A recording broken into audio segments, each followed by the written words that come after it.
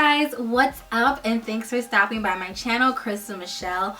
So maybe a week ago, the time this video comes out, I put out a girl chat conversation about how to get over heartbreak, and I was overwhelmed by the response, by the comments and everything like that, and the encouragement to continue going. I want to thank you from the bottom of my heart about that. Psychology, and I'm studying right now to get my master's in community psychology. It's something that I'm super passionate about. I have one more semester this year and I'm done. And I just feel like I was getting in a rut with YouTube, and there's a lot of things I want to talk about and just kind of share my personality and things like that. And so I was really nervous about putting that video out, but thank you for the overwhelming, encouraging response and the comments that you guys left, sharing your experience, your tips and trips to share with others. Like, I really appreciated it. The video is right here. You guys can kind of click on that to check it out. I'll link it down below. But before I get into this topic, I just want to ask you guys to please comment down below any girl chat topics you want to see in this channel. I want to do a girl chat conversation maybe every like 2 times a month or 2 to 3 times a month, and just kind of see whether it's content you guys will be interested in. So today I want to kind of talk about my experience with like my physical insecurities and also body shaming. And it's not so much me talking to tell you this is what you need to do. It's just kind of me expressing to you guys my experience and how I got over certain things, where my head is right now, and just kind of maybe like what I personally believe on the matter. For the most part, growing up, I've always like been very confident in myself. Like around 3 years ago, I was kind of dating this guy. We're coming to the end of the relationship. Things were super rocky and things like that. Not a bad person, nothing like that.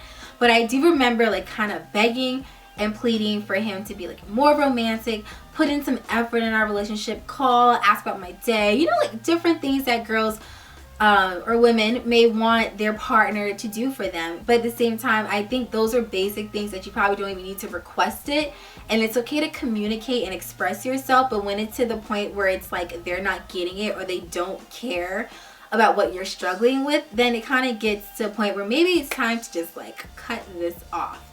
So I remember like being in the mirror, and I was on FaceTime and like looking at myself. I'm like, babe, do you like my body and this and that? And he's just like, well, you know, you are kind of gaining some weight, and to be honest, like your butt, it's not like, you know, the biggest butt, and it's kind of like saggy. It's not like really lifted like the girls on Instagram, so you can kind of work on that.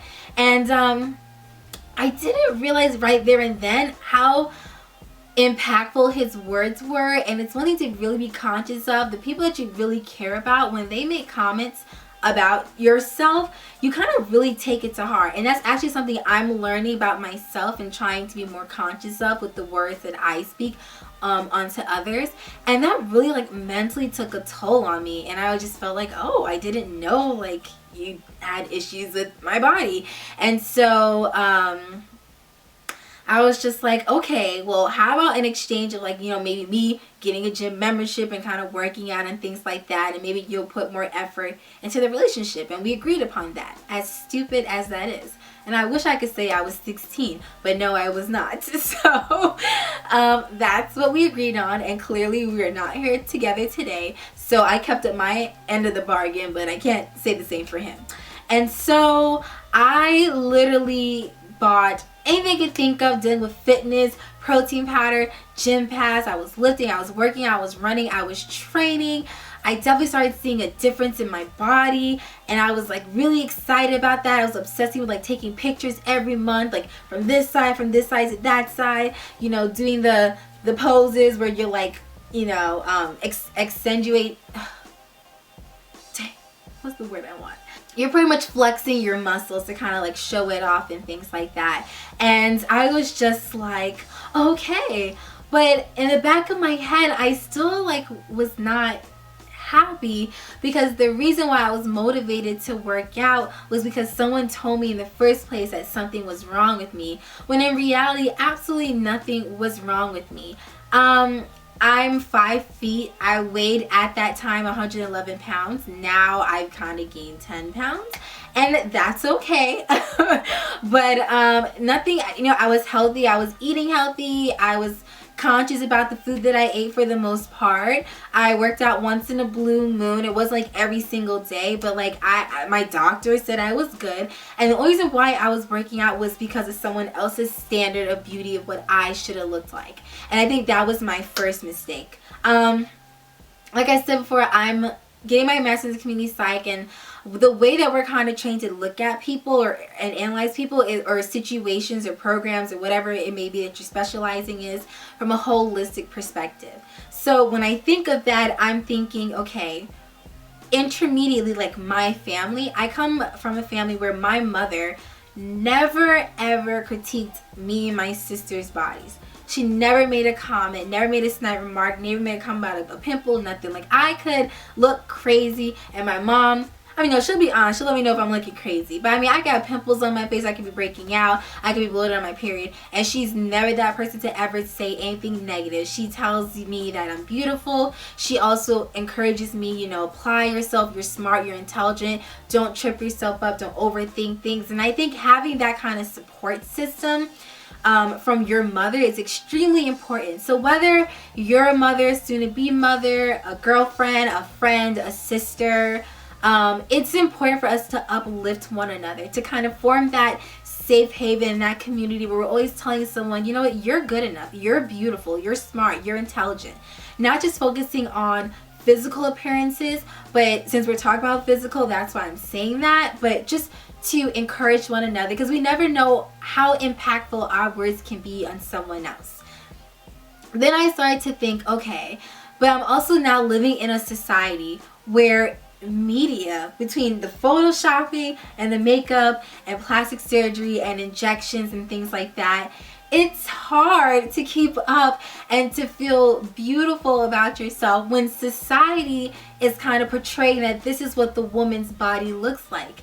And on top of that, we all come from different ethnic backgrounds. We all have different biology. We all have different anatomies.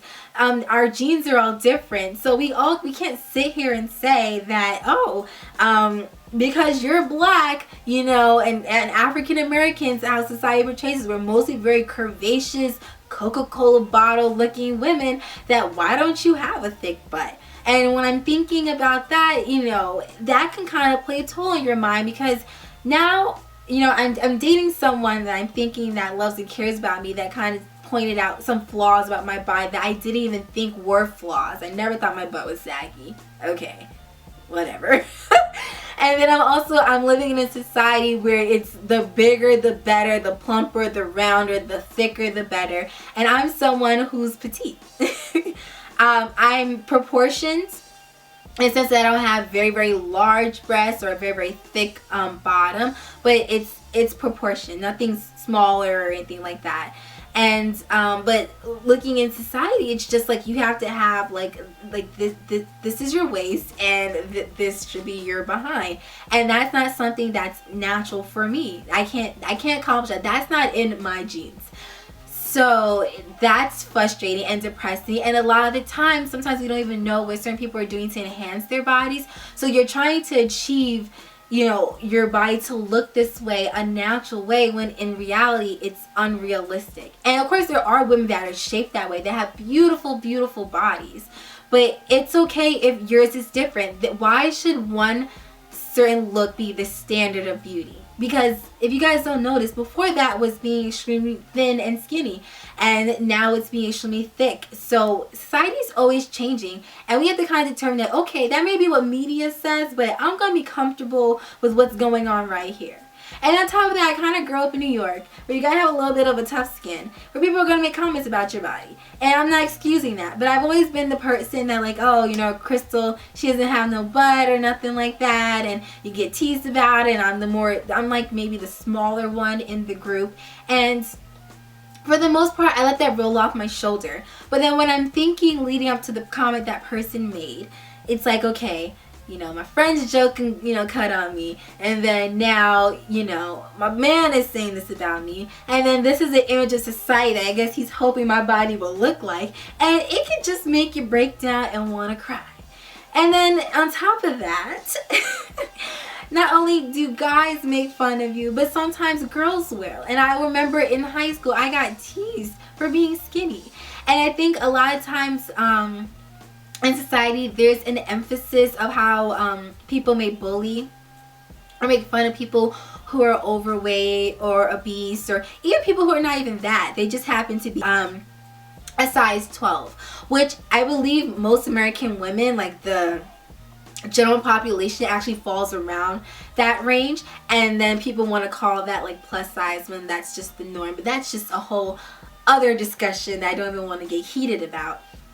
And so, people love to put these labels, and whether it's on someone that's on this side of the spectrum and someone who's on that side of the spectrum, I don't think anything gives someone else the right to make a comment about my body. So just because I may be, or was at the time, on like the skinnier side or the thinner side, or I didn't have the thickest thighs or the biggest butt, and I'm supposed to be black, like what's going on and things like that, doesn't give someone the right to critique me about my body. Because I'm sure there's other things that you may be struggling with. Just like it doesn't give me the right for someone who may be on the thinner side to talk about someone who's a little bit thicker than me. Like, no, like who gives anybody the right to make a comment about somebody else's body? I completely do not understand that. And I think it's important to ask yourself, why am I so comfortable with tearing somebody else down? And what do I get out of that? Think about it. But I just think regardless of your size, the grass isn't greener. And just because someone may be on the smaller side doesn't mean that their skin is any thicker than yours, that they want to hear you making comments about their body. Just like someone who may be struggling with their weight, or not even struggling, maybe just someone who's just a little bit thicker, and maybe in their culture that's not the norm.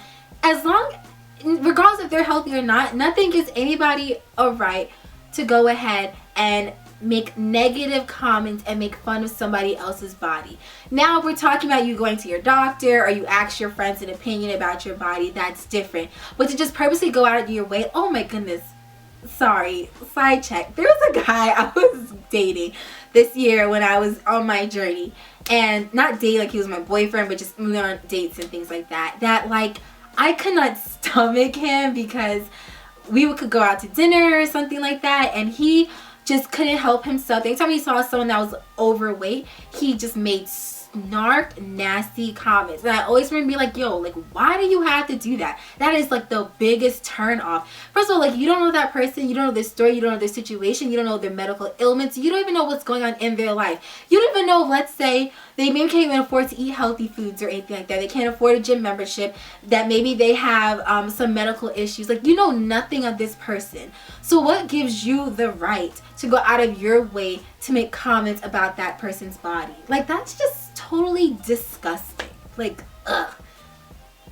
Anyway, back to whatever tangent I was on. So after all that working out and fitness and just trying to like look a kind of way, once I started to kind of, brush that person off, and I wasn't focused on them anymore, I was focused on myself and my happiness, I continued to work out. But towards the summertime and things like that, there were other things going on, and I wasn't as obsessed with it. If I wanted to go out and eat or do whatever, that's what I did. I was comfortable with myself. I didn't care what anyone thought about my body. I liked my body. And by the way, I love the results of how it looked. I looked really good. I was really happy about that. But at the same time, I didn't have to overexert myself, because what motivated me in my past wasn't what was motivating me now. And I think that's what you have to always ask yourself. Why am I working out? For who am I working out? Why am I going to get that plastic surgery? Why am I applying that makeup? To be honest, the most time I ever put on makeup is for YouTube. Whenever I'm my boyfriend, maybe if I want to get dressed up and look all cute, but the one time he thought I was the most beautiful was no makeup on, just got out the shower, my hair was, wet and curly and things like that, with a sweatshirt on, and that was the time that I know this sounds like, yeah, okay, this is reading a book or whatever. But I'm being honest, if someone really truly loves you inside and out, they don't care. He's literally the total opposite of that other individual, where I can probably gain another 10 pounds and he'll still be like, oh, you're beautiful, and you know, whatever. But you should find your own beauty, not even from the guy you're dating or anything like that. You should find your inner beauty and happy with your appearance from yourself. And it's okay if, let's say, you know, like right now for me, I signed up for the gym and I'm going to classes and I'm working out again, because I did put on some weight, you know, last year and over the break, eating and enjoying myself. And I'm like, okay, I'm ready to kind of get back into working out. But this is now for my standard of beauty, not some guys, not society's, not my friends, not, you know, if in your case, maybe your family or your mother or any family members that may critique you. But this is just for my own sanity and for my own standard of beauty. And actually, I find working out very relaxing and soothing and kind of calms my mind. And when I reach my fitness goal, then I'll, you know, if I want to challenge myself further, I will. If I'm comfortable there and I'll just keep going into the gym every once in a while, I'll do that. But I just think it's really important to ask yourself, like, you know, what are my insecurities and where do they stem from and why? And then also ask yourself, how can I aid others in society to feel beautiful about them? That's pretty much where I am. And I do have some insecurities about my body. And I think you'll always go through that. And that's okay. Sometimes looking at my nose, I'm like, I don't know, it's a little shiny, it looks a little large, but I need to contour. And I'm like, whatever, like, who cares? Sometimes, like, okay, I need to hit the gym and maybe just, like, lose a couple of pounds or something like that. When I was younger, I have, like, a mark when I got the chicken pox left behind on my skin. It's a little rised out. And I used to, like, put a Band-Aid over it, like, as a kid. Like, we're all going to have insecurities and things that we may be uncomfortable with. And that's something that you can work on daily. But just know, never change who you are or what you bring to the table to please someone else's standard of beauty. And I'm just going to leave it at that. So anyway, down below, comment your story, your advice, your experience, whatever your insecurities are, literally anything that came to mind from this conversation. And then also, I would really love, like I said before, if you guys could just kind of share any other girl chat topics that you have in mind. I really enjoy this. I really like talking to you guys. I really love reading the comments. I try to respond to as many as I can. Thank you guys again for the encouragement. And as always, happy, healthy hair journey. And I hope to see you guys in the next video. Bye.